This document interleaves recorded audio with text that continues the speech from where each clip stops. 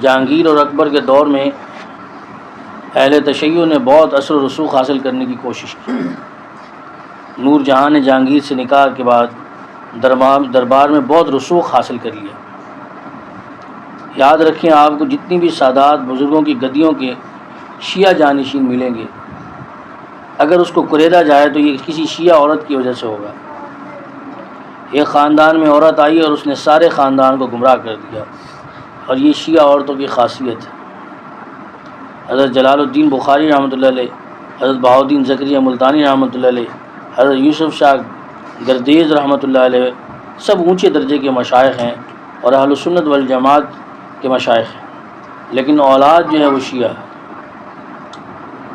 نور جہاں نے جب یہ ارادہ کیا کہ شیعہ مذہب غالب ہونا چاہیے تو اس نے ایران سے 2 مبلغین کو بلوایا اور ہدایت کی کہ ہندوستان آ کر فوراً دربار میں مت آنا، پہلے لاہور جاؤ، کچھ عرصہ قیام کے دوران وہاں کے صوفیوں سے ملاقات کرو۔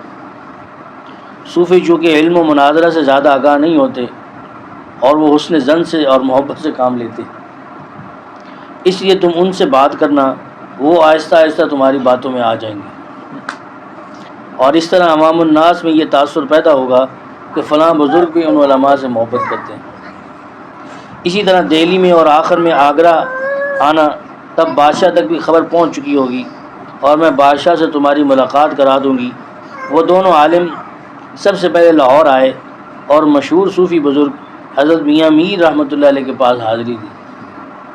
جب خانقاہ میں داخل ہوئے تو حضرت کے پاس اس وقت کچھ لوگ بھی موجود تھے۔ حضرت کو کشف ہوا، فرمایا ان 2 آدمیوں کا دل سیاہ معلوم ہوتا ہے۔ ملاقات میں حضرت نے آنے کی وجہ دریافت کی، کہا کہ آپ کی زیارت کے واسطے حاضر ہوئے ہیں۔ تو حضرت نے پوچھا کہ آپ کا شغل کیا ہے، کہا کیا کام کرتے ہو؟ کہا کہ ہمارا مشغلہ اہل بیت کی مدح بیان کرنا ہے۔ بھائیوں، یہ فقیر اکثر عرض کرتا ہے کہ فتنہ کو جاننے کے لیے حضرت علی رضی اللہ عنہ کا قول ہمیشہ یاد رکھیں، کلمۃ حق ارید بها الباطل، سچی بات کہہ کر اس کو باطل کی اشاعت کے لیے استعمال کرنا۔ مثلا عنوان حب اہل بیت کا اور مقصد صحابہ کی تکفیر، عنوان حب اہل بیت کا اور مقصد کیا ہے؟ صحابہ کی تکفیر۔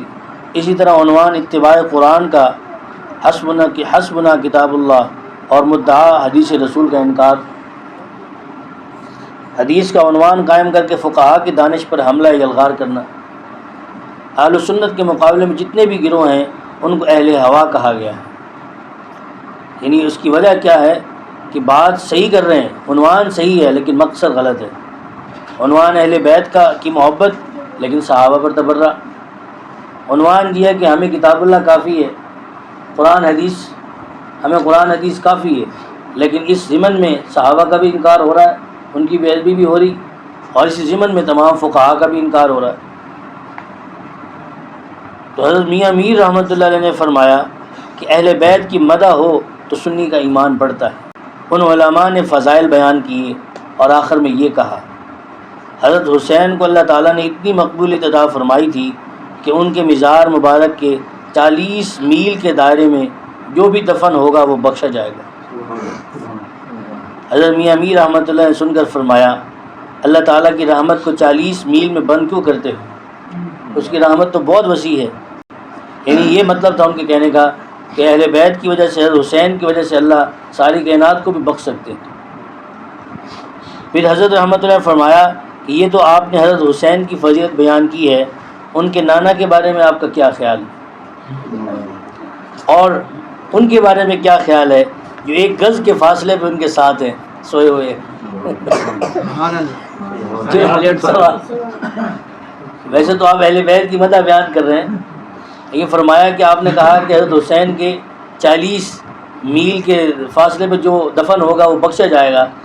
تو حضرت نے فرمایا پھر ان کے نانا کے بارے میں بتائیں کہ جو ان کے 1 گز پہلو میں ساتھ پڑے ہیں، ان کے بارے میں آپ کا کیا خیال ہے؟ کیا وہ بخشے ہوئے نہیں ہیں؟ ان علماء کی حیرت کی انتہا نہ رہی اور فوراً چلے گئے اور نور جہاں کو لکھا کہ ہم واپس جا رہے ہیں۔ انہوں نے کہا کہ درویشوں کا یہ عالم ہے کہ ایسی دلیل دی ہے کہ ساری دنیا کے شیعہ اکٹھے ہو جائیں قیامت تک جواب نہیں دے سکتے۔ ان کے علماء کا کیا حال ہوگا پھر اگر صوفیوں کا یہ حال ہے۔ کچھ عرصے بعد نور جہاں نے ایک اور ترکیب استعمال کی کہ علامہ نور الدین شوستری کو بلوایا اور کہا کہ کسی سے ملے بغیر سیدھا دربار میں آنا تاکہ ہم بادشاہ پر قابو پا سکیں۔ اس علامہ کے دربار میں آنے سے پہلے ایک عالم دربار میں موجود تھا۔ بادشاہ کے آنے پر اس عالم نے ایرانی علامہ سے سوال کیا کہ حضرت سلیم چشتی رحمۃ اللہ علیہ کو آپ جانتے ہیں؟ اور اکبر بادشاہ جو تھا وہ حضرت سلیم چشتی کا بڑا معتقد تھا۔ اس نے اولاد نرینہ کے لیے دعا کرائی اور انہی کی دعا کی برکت سے جہانگیر پیدا ہوا۔ اس علامہ نے کہا کہ مجھے کیا معلوم کہ یہ سلیم چشتی کون ہے۔ بادشاہ نے پوچھا کہ یہ کس کے بارے میں بات کر رہا ہے؟ درباری عالم نے عرض کی کہ حضرت یہ آپ کے شیخ کے بارے میں بات کر رہے تھے۔ بادشاہ نے کہا انہوں نے اس کا کیا بگاڑا ہے؟ جلاد کو بلا کر اس علامہ کا سر قلم کروا دیا، یوں یہ فتنہ بھی ختم ہوا۔